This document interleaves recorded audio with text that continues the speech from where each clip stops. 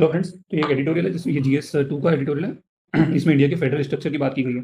तो पहली बात, फेडरल स्ट्रक्चर आपको पता है क्या होता है कि जो एक सेंटर होता है, ठीक है, सेंटर के पास पावर होती है, जो पावर्स होती हैं वो स्टेट्स को भी दी जाती हैं। तो इसको हम एक मोटे मोटे तौर पे इसको ही फेडरल स्ट्रक्चर कहा जाता है। भारत में आप देखेंगे कि 28 स्टेट्स हैं और 8 हमारी क्या है, यूनियन टेरिटरीज हैं। तो ये हमारा फेडरल स्ट्रक्चर, ठीक है, और आर्टिकल 1 में लिखा हुआ भी है। अब जो सुप्रीम कोर्ट ने यहाँ बात की गई है कि restoration of statehood of Jammu Kashmir, तो ये वाली बात होता है, सुप्रीम कोर्ट ने सेंटर से पूछी, इसमें रिस्पॉन्स मांगा है। तो पिटिशनर्स ने क्या कहा है, पिटिशनर्स ने कहा है कि आपको ये पहला केस वैसे पता होना चाहिए कि जब पहले क्या, मतलब सभी स्टेट्स के पास इक्वल पावर होनी चाहिए। ये एक फेडरल का मतलब है, सेंटर के पास पावर और बाकी जो नीचे जो स्टेट्स हैं, ठीक है, हॉरिजेंटल जो है, उनमें सब इक्वलिटी हो। तो पहले आर्टिकल 370 था, 335A था, तो ये सेंटर ने हटाया था और फिर इस पे एक पिटीशन भी लगी थी। फिर सुप्रीम कोर्ट ने कहा था कि नहीं, ये ठीक हटाया है, लेकिन साथ में सुप्रीम कोर्ट ने ये भी कहा था कि आप वहाँ पे जो है इलेक्शन करवाएं और स्टेटहुड को उनको वापस दें। लेकिन अभी भी आप देखोगे कि वो यूनियन टेरिटरी और इलेक्शन जो है नहीं हुए हैं।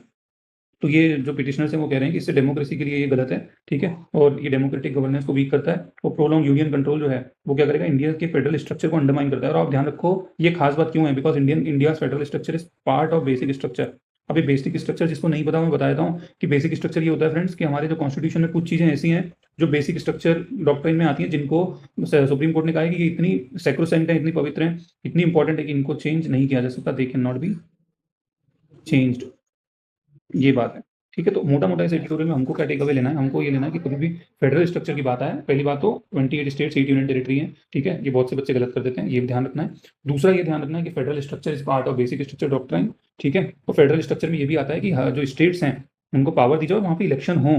तो ये हम लिख सकते हैं, कभी भी हमको फेडरल स्ट्रक्चर के बारे में आएगा तो हम इसमें लिखेंगे कि हमारे यहाँ इतनी स्टेट्स हैं, इतनी यूनियन टेरिटरीज हैं, और उसके बाद हम ये लिखेंगे कि वहाँ इलेक्शन होना चाहिए, ठीक है। और it is a federal structure is a part of basic structure doctrine, तो ensuring an equitable distribution of resources, ठीक है। फिर राइटर ने ये भी इसमें एक बात की है कि इंडिया में जो 3 तरीके से स्टेट्स बन सकती हैं। दूसरा पहला एडमिशन है, जैसे कि सिक्किम का हुआ था।